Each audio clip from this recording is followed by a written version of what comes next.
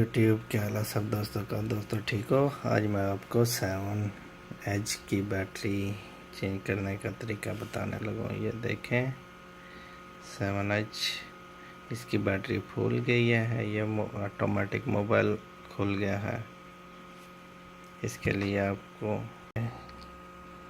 Dry machine से आपको इसको हाइट वही हर मोबाइल अब इस तरह ही खुलता है। सैमसंग का S5 के बाद S6 7 जो भी मोबाइल है आपको इसकी ज़रूर मदद पड़ती है। इससे आप इसको फिर गर्म करें इस तरह। ये तो पहले खुला हुआ है,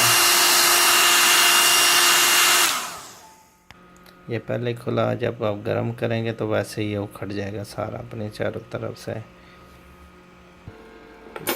गर्म कर दिया मैंने, अब रेस्ट जो रह गया आप इस कार्ड की मदद से आप इसको फेंट सकते हैं।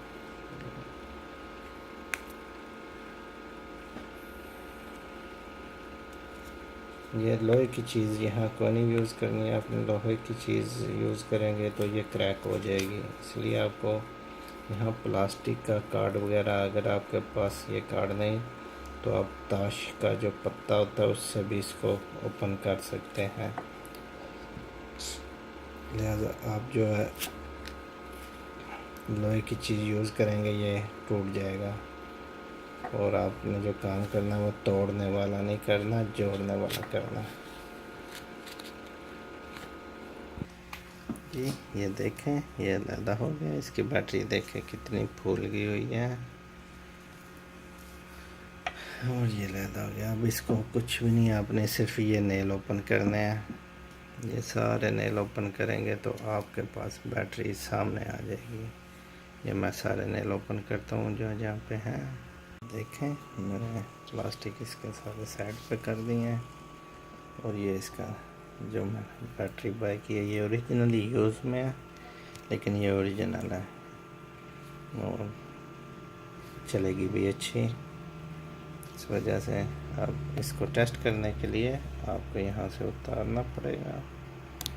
ठीक, इसको पीछे कर लें और इसको ऊपर लगा के आप टेस्ट कर सकते हैं कि बैटरी काम करती है या कि नहीं। बैटरी लगा दी है। अब मैं पावर ऑन करता हूँ, देखते हैं इसकी बैटरी ज़ीरो तो नहीं। ऑन हो गया।